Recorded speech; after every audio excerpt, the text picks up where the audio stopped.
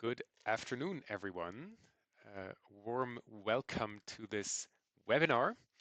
We're very excited to have you here today for an hopefully exciting and honest and to the grounded roundtable on agentic insights going beyond the buzzwords. We are ready from our side, but we'll just maybe wait 30 seconds more to give everyone a chance to join. New platform, new opportunity for challenges. So let's wait another 20, 30 seconds. Oh, you have to play the elevator music. Yeah, I forgot that one.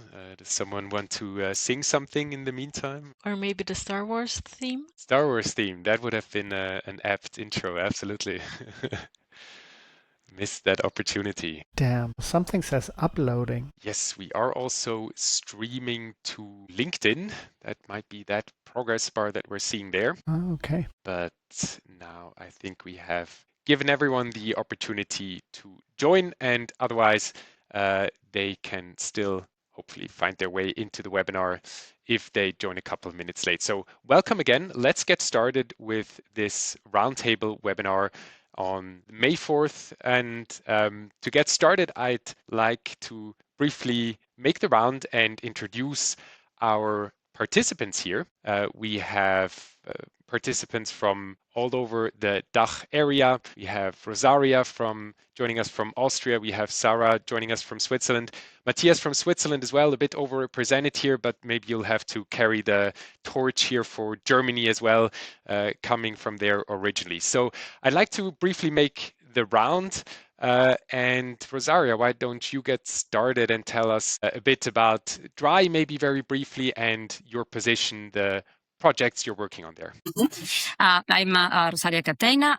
I work as a market intelligence specialist at Drei, the third largest telecommunication provider in Austria, serving around 4 million customers across consumer, business, and wholesale. At Drei, we connected people across Austria with mobile and digital services, and customer experience plays a key role in that. My focus personally is on competitive analysis, models, and customer insights. I spend a lot of time translating complex data, especially open-ended customer feedback, to insight that teams can actually work with. Yes, that is about me. Maurice, were you muted? I think everybody got muted. I was muted. No, you were perfect. I was muted.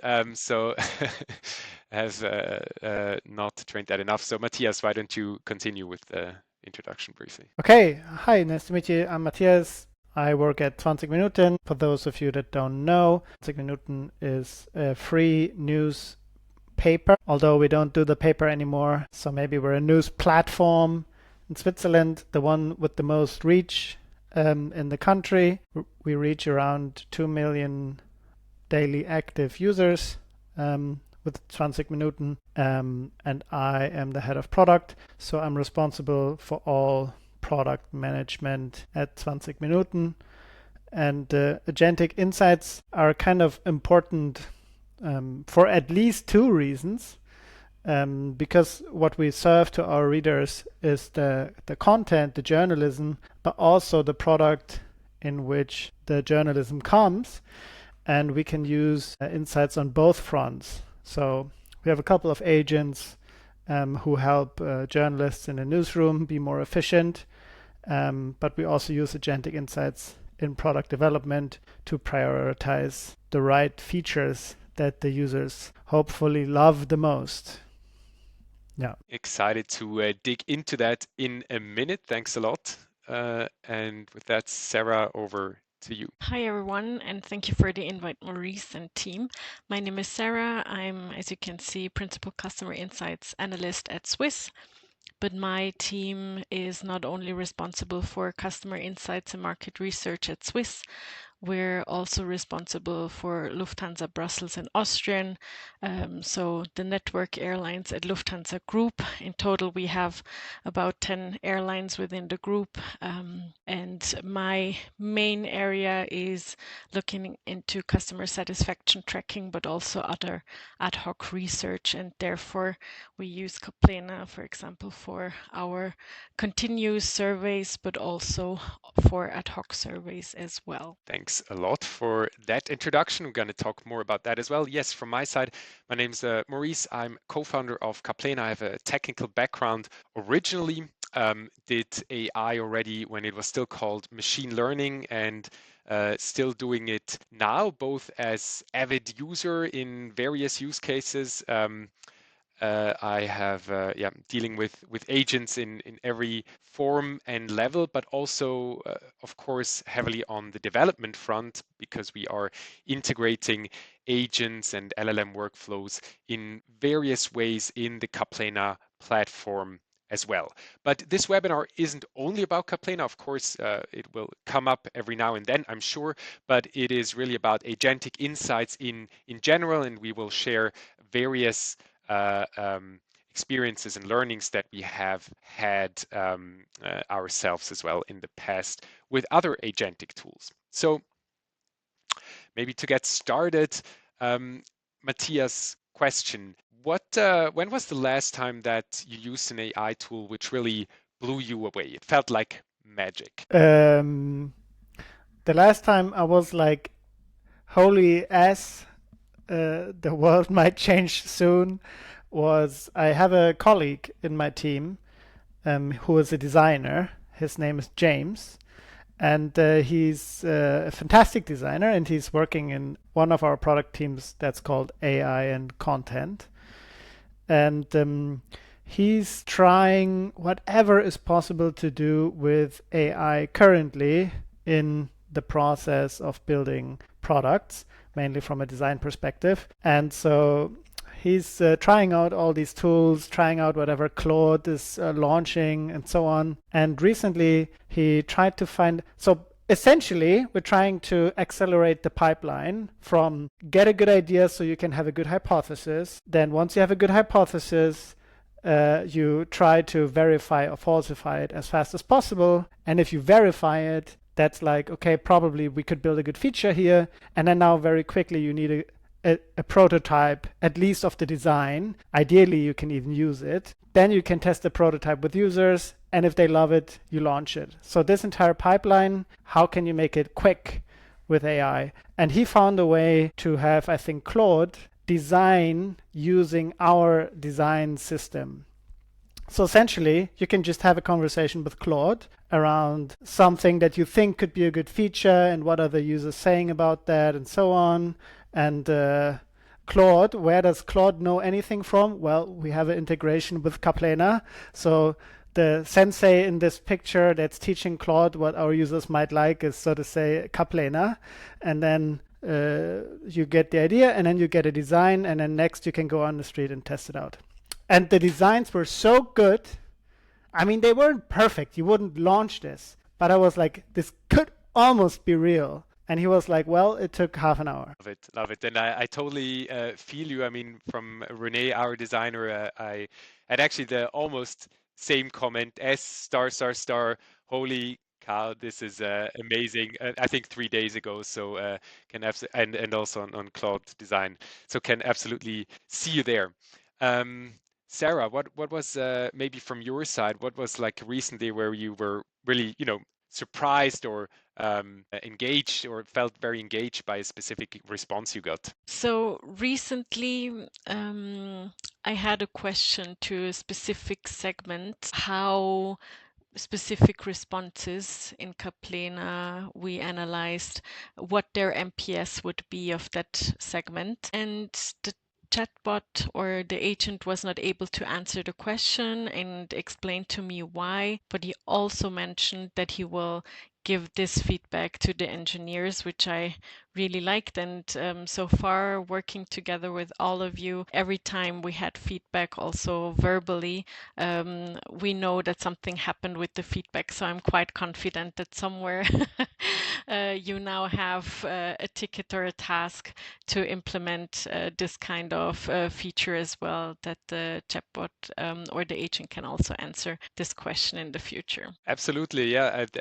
I like that. Very, very nice that it even notified you of that and that you found out, because it's one of the features that helps us a lot. We let the agent file its own tickets internally whenever it feels like it doesn't have the appropriate information. So it's not just boilerplate that it answers you, yeah, I'm gonna tell someone, but it's really that the ticket pops up on our side, and we can then investigate and see, you know, most often it's missing context and missing information, and then we can think, okay, how can we enable these kind of questions in the future? Maybe last question on this one. Well, it's obvious not always great. So Matthias, did you also have a fail recently that you could share with us? Fail. Okay. Yeah. I mean, this was a private fail.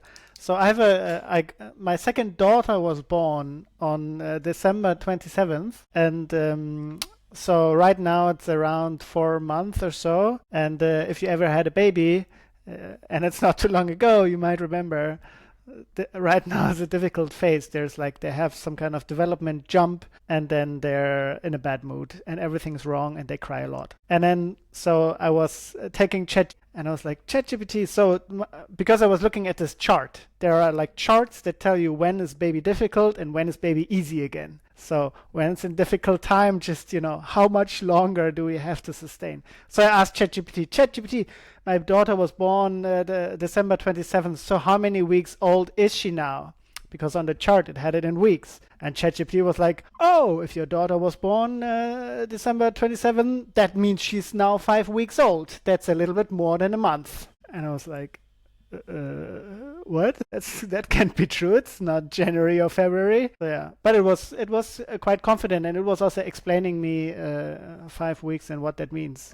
It was wrong. It's 18 weeks. It's funny how it's sort of these questions which seem simple for us and it fails, right? And stuff that seems amazingly complex for us, where it does really good. This jacked intelligence in a way, right? Or what I always find funny as well is if it sometimes it misses or doesn't really get who said what. And I recently had a conversation with a bot, and then it sort of said a bit almost passive aggressively, like, my colleague has explained to you already, this is not going to work.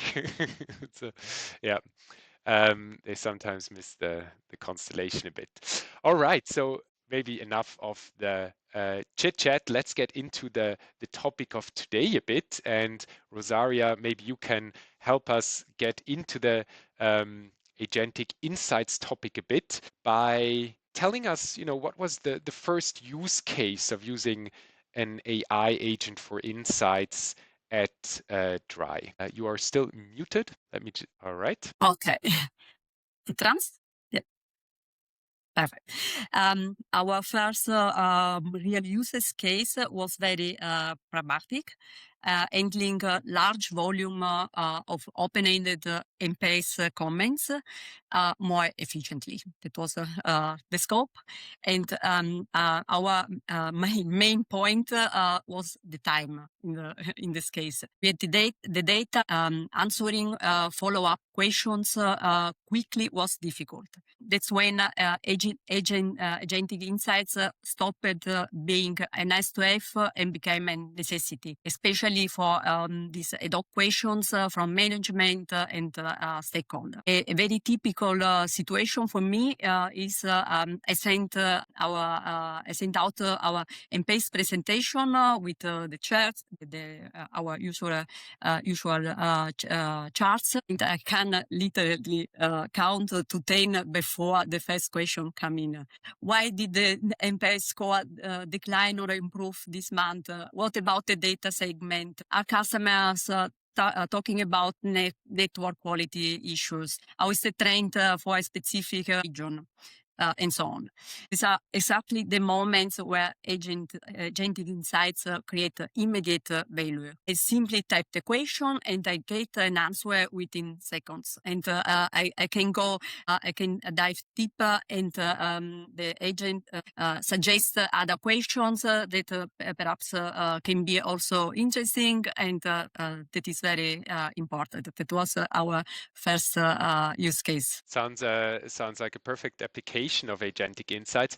So you mentioned that so for my understanding now, it seems like mostly the questions still go through your team. So it's not management being able to query it directly.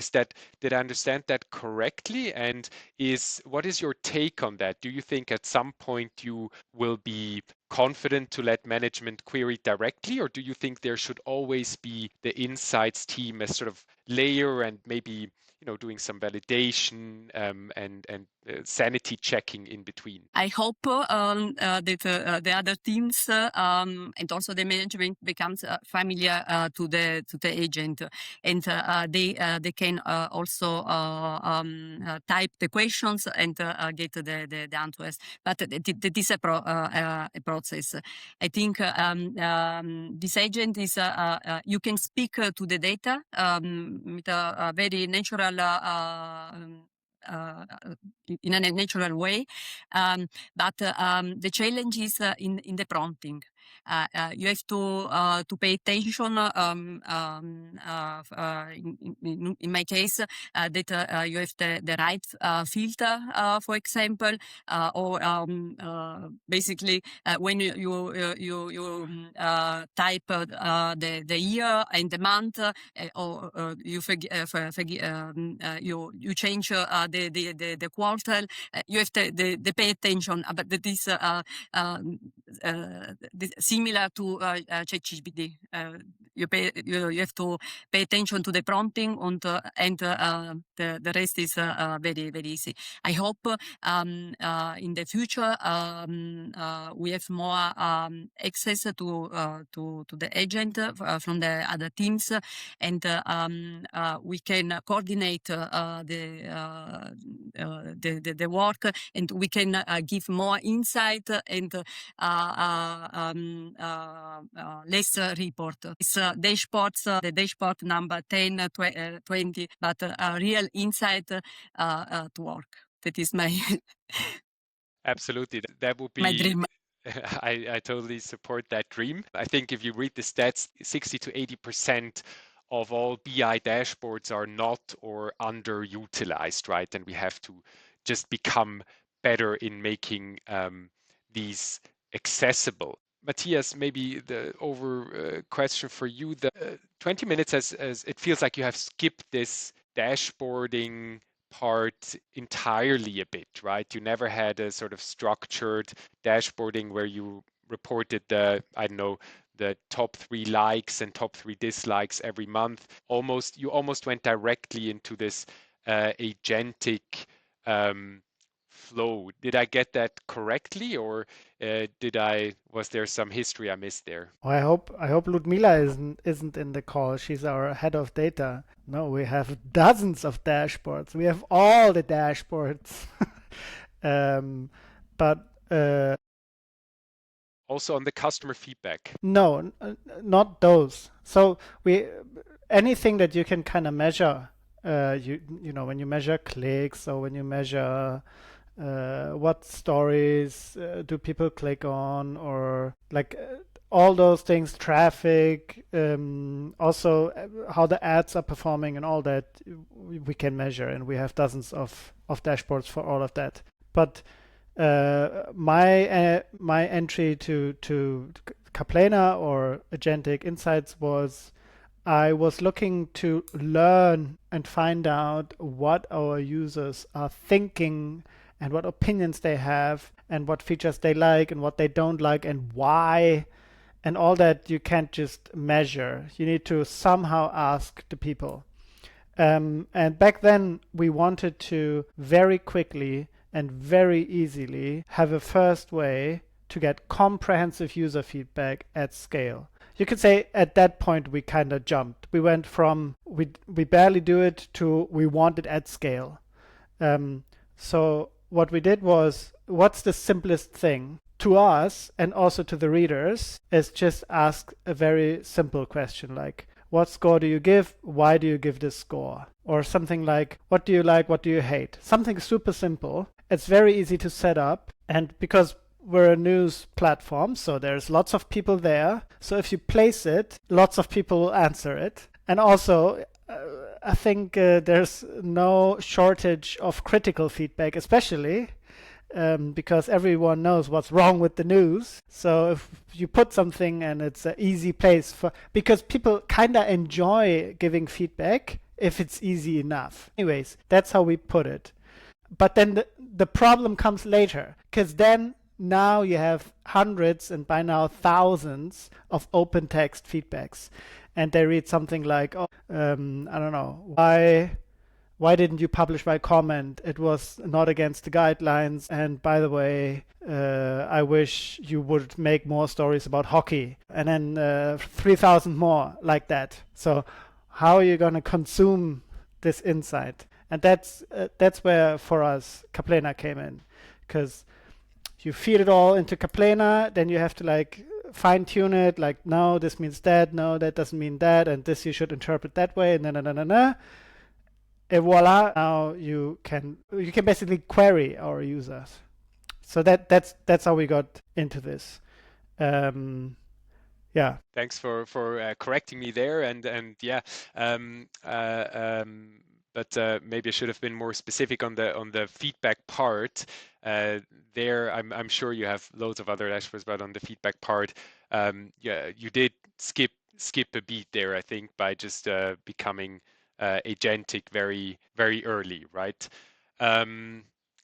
So maybe Sarah, I think this is probably quite different for you. I mean, Lufthansa has a very professional CX and insights department. You have been doing various studies and trackers over the years already and analyzed them professionally. A very rich data set from major airline. So what was the first case that you thought, okay, here I want to use an agent. Here I'm going to start pointing my agent at. What was your first experience there? Yeah, so in the beginning, I think we took it more to the bigger topics. So where we see the biggest share of pain points to get into more details because our the customer journey is super long, right? You go from inspiration and booking part to arriving at the airport, going through airport processes, going on board of an aircraft, and then maybe transferring at another airport and then going again on a flight until you then finally at some point arrive at your final destination. And obviously a lot of things can go well, but also a lot of things can not go so well. And just as an example, I don't think it's unknown that punctuality can be cumbersome, but punctuality is not just having an unpunctual flight, it's wanting to be informed while you wait, and information can come digitally, but it can also be like direct at the airport from an agent making announcement or from the boards and so on. So really digging into what is going wrong within the topic of punctuality is definitely something we looked into detail first, but then over time now we quite enjoy going into smaller and smaller details. We already have a code book of 800 codes or 600 codes, something like this. But we try and test new things all the time at the various airlines, so we're not able to code every nitty-gritty topic.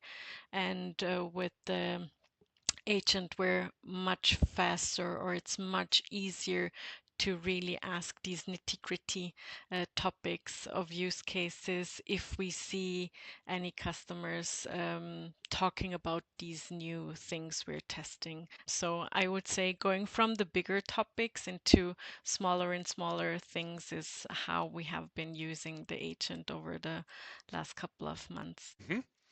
You think Lufthansa actually still holds the record on Catena for the project with the most topics? Although we do have a prospect who would beat you. They're currently on 800 topics, so Wow. there's no limit. I wanted to ask you, what is your experience? Rosaria said that obviously you get a lot of questions as well from your management, other teams. How does it work for you? Do these questions still mostly go through your team, or do you have initiatives to open these insights, these agentic insights, up to the broader organization as well? Definitely. So we're quite a small team for the load we have to do. So yeah, we have to give access to our internal stakeholders as well. We have started with a customer insights hub a couple of years ago already, and one of the first things was to implement these kind of agents, and also really link them with Catena, for example, but also other areas or channels. I wouldn't say that our management will go there and ask questions, but definitely on working level, like all the product teams that are working on specific topics, we're trying to train them on how to use it, what's behind the data, so that they can effectively use the dashboards from Catena, but also the chat, definitely. Mm-hmm. Which is I think great, but it comes with its challenges as well. So maybe question to the broader round too. How do you act on data quality, or how do you check the output quality, or what is your experience there? Have you had situations where you doubted the output, or where you had sort of moments where or how do you do the validation, to be sure that the result is what you want to have? Does anyone have an experience they can share on this point, or how also to build trust, of course, within the teams to be able to depend on these results? I guess it comes with the general AI literacy that almost everyone, I feel like most people by now are like taking things from an AI and they're like, cool, but they also always take it with a grain of salt. And I feel that actually with Catena, it's less of a problem, because most of the time it automatically provides me like 10 user quotes of what they said exactly, and like something quantitative of like this particular topic we heard so and so many times, and like these are the subtopics of this topics, and da da da da da. So I feel it's actually a bit less of an issue with Catena, though Catena, I would also say, is not 100%. You should always, if you're gonna make your company depend on a decision, you should probably dive into the data just to be sure. But generally, I feel like Catena makes the problem smaller compared to other AI use cases. Like recently, so we had a big survey recently, which was the first big survey we did this year. And then people were, of course, interested. So what changed? How's this year so far going, and how is it different from last year? And then I just prompted your bot to kind of build me an executive presentation almost. I said, I don't know if that's what I said, but to that was the idea. And it basically it give me a full report. This stands out. This has so and so many mentions. Here are the quotes. So I feel this was pretty good. I wasn't too worried about this. Great to hear. I think one feedback I even got from you is that we should let the agent be given more freedom to interpret things, right?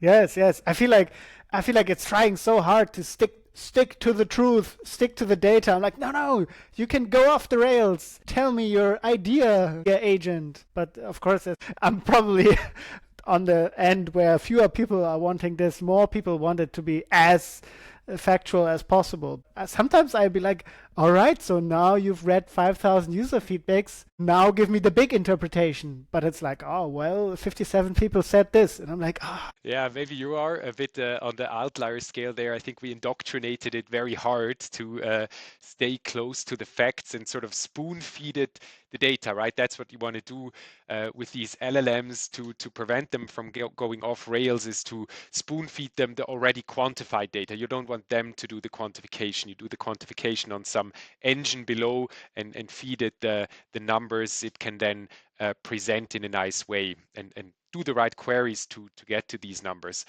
And the big challenge, of course, is always context, right? I think LLMs today, of course, there is still hallucination, but the big problem is usually not that it completely invents something, but that it sort of misunderstands your context, right? You have maybe some columns which have cryptic names like Q427, and there's some data in there and it misunderstood how this data is related to the topics, right? So I think context is the big challenge, and that maybe Rosaria is something you have quite some hands-on experience, right? Because you have a very interesting use case that you have worked on, or that you're still working on, and it is agentic in two ways, right? It's agentic on the data collection, it's agentic on the analysis.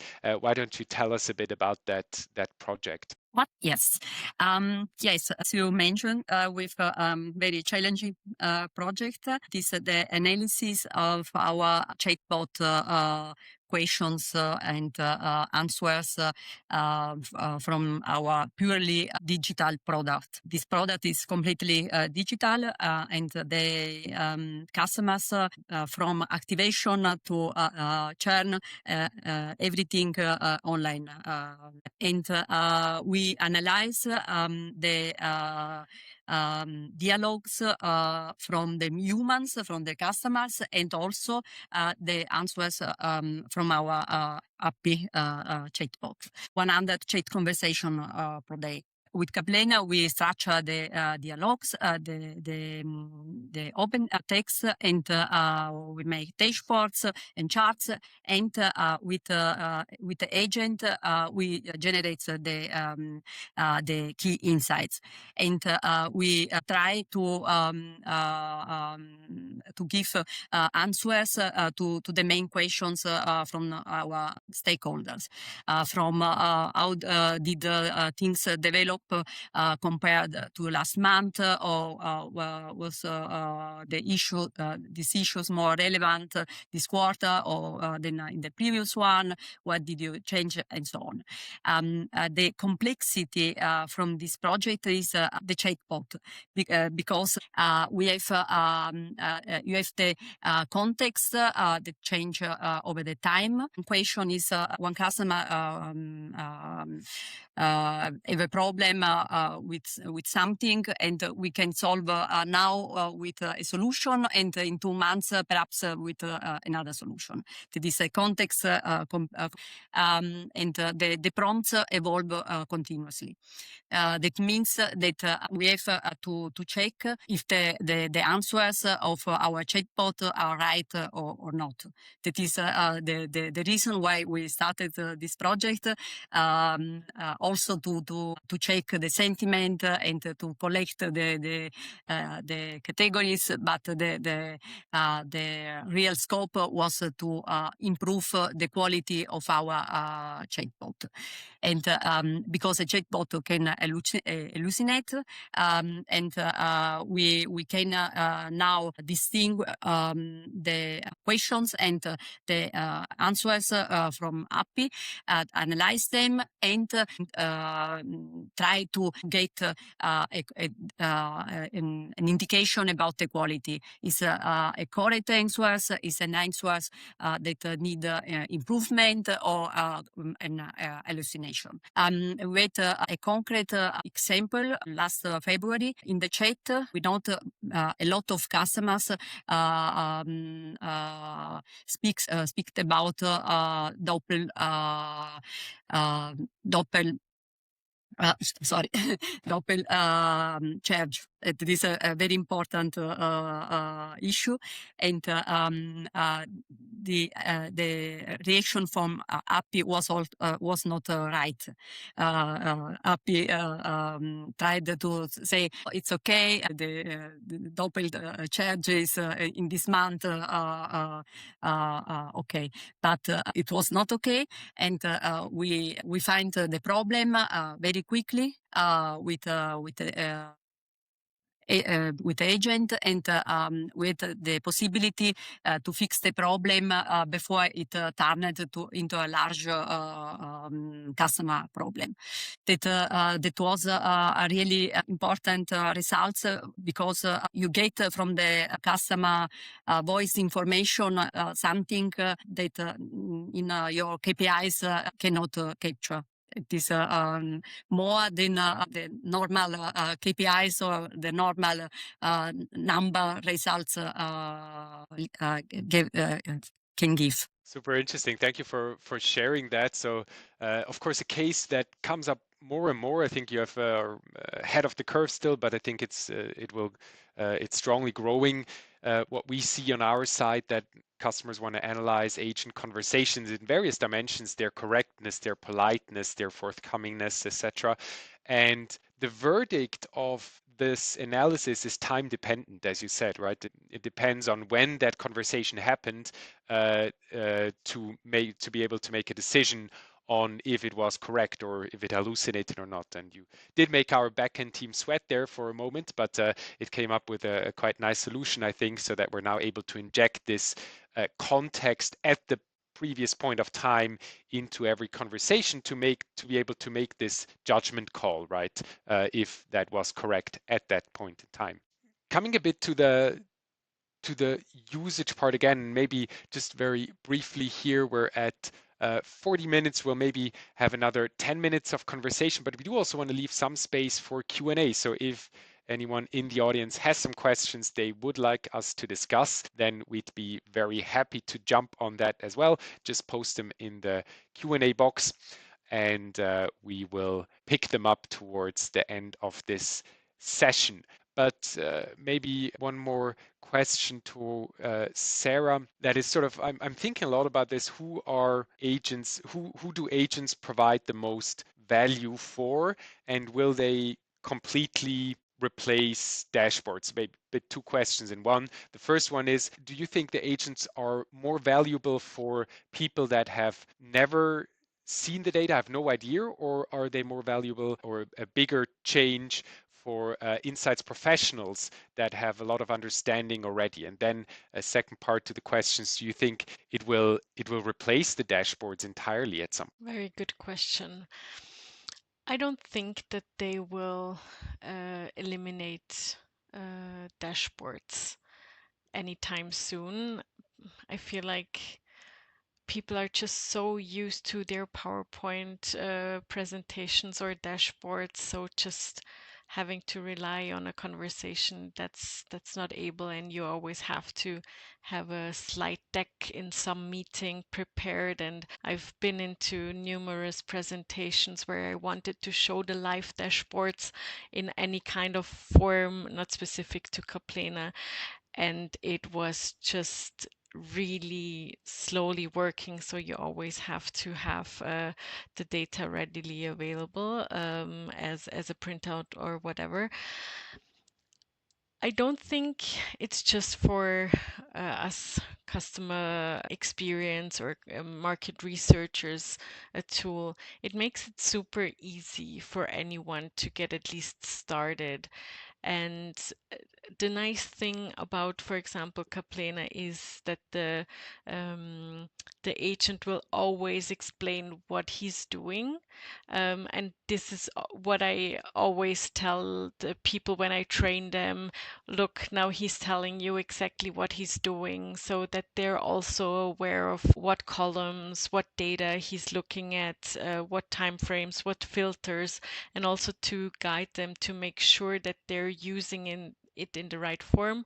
I love that you have implemented the filters readily available, but some just like to prompt what they need to have filtered, but just telling them they should also look out to what the agent is doing, and it's easier, I guess, for people who are not so versed to ask questions and get explanations to various things as just to looking at a dashboard where they have no information what lies behind. So I guess it's still for both target groups very essential, but they might use it slightly different. Absolutely agree. Yeah, I also don't think it will replace it entirely because if you don't know the data at all, it is sometimes also difficult to find the entry point, right? What should I even ask? And having a dashboard maybe gives you sort of a big picture of, okay, it's about this kind of data, and then you will come up with follow-up questions, right? So these follow-up questions, Sarah, you mentioned that they were, it's great to go into the nitty-gritty. Matthias, I know you also think a lot sort of on the other end of the scale, on the sort of the strategic impact of, your or strategic development of your product or 20 minutes products, your product. So how is the influence of agentic insights on sort of the strategic product decisions that you take? Yeah. For your previous question, and that also applies here, I would have said the more digging the person does, the more valuable it is to have it be agentic. So the people who are all the time digging around, how about this, how about that, but why did that, and what does that mean? For them, I think the agentic part is the game changer. And, similarly with product strategy, it's a good example because we are right now in the process of updating our product strategy, and something that people always intellectually know it's supposed to be a big part of strategy, but somehow it doesn't always make it in, is have it be as based as possible on evidence. But then as it happens in real life, it's always like, okay, and now you have 2 weeks to come up with a product strategy, or let it be a month or something. And then you're like, okay, and now I need all this evidence so I can really frame my initiatives perfectly so that they work in sync with all this evidence. And then before agents, you're always like, oh, what do we have available? And then you have some slide deck somewhere, and you're like, see, as you can see, users wanted something like this, so now we're doing an initiative. And that's completely different now. So we fed all thousands and thousands of user feedbacks into Catena, and now the teams, when they make up hypotheses and initiatives for the product strategy, they're constantly talking to Catena. They're like, could I frame the problem like this? And then like, no, users frame it a bit more like that. And then like, if this would be a hypothesis how to solve this problem, would this address it? And it's like, so it's like, this is the digging part. You're like in constant exchange mode with your agent who has learned all these user feedbacks that you've collected. And I think that makes a huge difference. And now, I mean, it's still in progress, but already on these slides, it's almost everywhere. It's like based on the users have said this so and so often. This is the second largest issues that people have. This is the exact issue that they have, and that's why this hypothesis makes sense, and so on. So yeah, it makes a pretty big difference on product strategy as you do it in real life under time pressure and other constraints.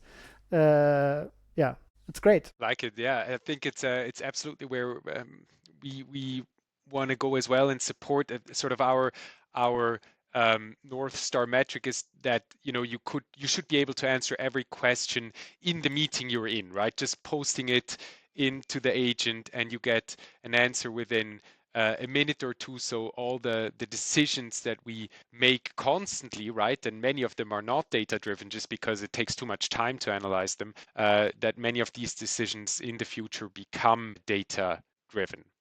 So this takes us maybe to the last part where we look ahead a bit and see, okay, where are things going? Where do we wish they're going?